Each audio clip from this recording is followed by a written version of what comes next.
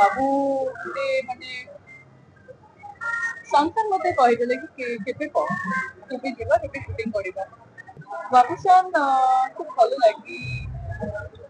ଯେହେତୁ ବାବୁ ବହୁତ ଭଲ ସାଙ୍ଗ ସେତେବେଳେ ମୁଁ ବାବୁକୁ ଏଇ ସିନେମା ପାଇଁ ପ୍ରପୋଜାଲ ଦେଲି ଆଉ ବାବୁ ବି ଆମର ତୁ ଚିହ୍ନିଛେ କାହିଁକି ନା ବାବୁର ଯେତେବେଳେ ଦମନ ରିଲିଜ ହେଇଥିଲା ଦମନର ଠିକ ଆଗରେ ଏଡି ପୋଡାର୍ଡ ସେତେବେଳେ ନ୍ୟାସନାଲି ଇଣ୍ଟରନ୍ୟାସନାଲି ଅଲରେଡି ସେ ମୁଭିକୁ ରେକଗ୍ନିସନ ମିଳି ସାରିଥିଲା ସେଥିପାଇଁ ବାବୁ ଗୋଟେ ମାନେ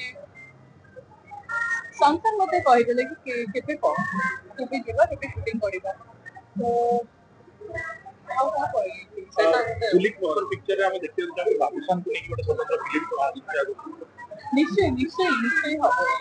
ନିଶ୍ଚୟ ହବ ସେଟା ବି ମୁଁ ଗୋଟେ ପ୍ଲାନିଂ କରୁଛି ଦେଖାଯାଉ। ସେଇଟାର ସୁଯୋଗ ଦିଅନ୍ତୁ ସମସ୍ତେ ସେଇଟାର ସୁଯୋଗ ଦେଇକି ଏଇ ଫିଲ୍ମଟା ଏଇ ୱିକେଣ୍ଡ ଭିତରେ ଦେଖିପାରନ୍ତୁ କାରଣ ତାହେଲେ ମାନେ ଏଇ ଫିଲ୍ମ ପାଇଁ ବି ଭଲ ଆଉ ଆପଣଙ୍କ ପାଇଁ ବି ଭଲ ସମସ୍ତଙ୍କ ପାଇଁ ଭଲ କାରଣ ଏମିତି ଗୋଟେ ଏକ୍ସକ୍ଲୁସିଭ ସବୁବେଳେ ଆସୁଛି। ଆଉ ସତ କଥା କହିବା ଗଲେ ଆଜି ଏଇ ମୁଭିକୁ ଆମେ ଚାହୁଁଛି କି କେମିତି ଭାବେ ସମସ୍ତଙ୍କ ପାଖରେ ପହଞ୍ଚୁ। ମୁଁ ଆଜ ପ୍ରୋଡ୍ୟୁସର ହିସାବରେ ମୁଁ କହୁଛି କି ମୁଁ ଏଇ ସିନେମାରେ ସମାଜ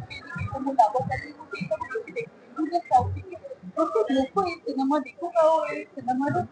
କିଛି ଯଦି ଆମେ ଯଦି କଣ୍ଟ୍ରିବ୍ୟୁଟ କରିପାରିବୁ ଯଦି ତାଙ୍କ କିଛି କାମରେ ଯଦି ଆଗାମୀ ଦିନରେ ଯଦି ମାନେ କିଛି ୟୁଜ୍ ହେଲା ତ ସେଟା ଆମକୁ ବହୁତ ଭଲ ଲାଗିବ ସେଥିପାଇଁ ମୁଁ ସମସ୍ତଙ୍କୁ ଅନୁରୋଧ କରୁଛି କି ପ୍ଲିଜ ଥରେ ଆସି ଏଇ ସିନେମାଟାକୁ ଦେଖିକି ଯାଆନ୍ତୁ ଆଶା କରୁଛି ଲହରୀ ଆପଣଙ୍କୁ ବହୁତ ବହୁତ ଭଲ ଲାଗିବ।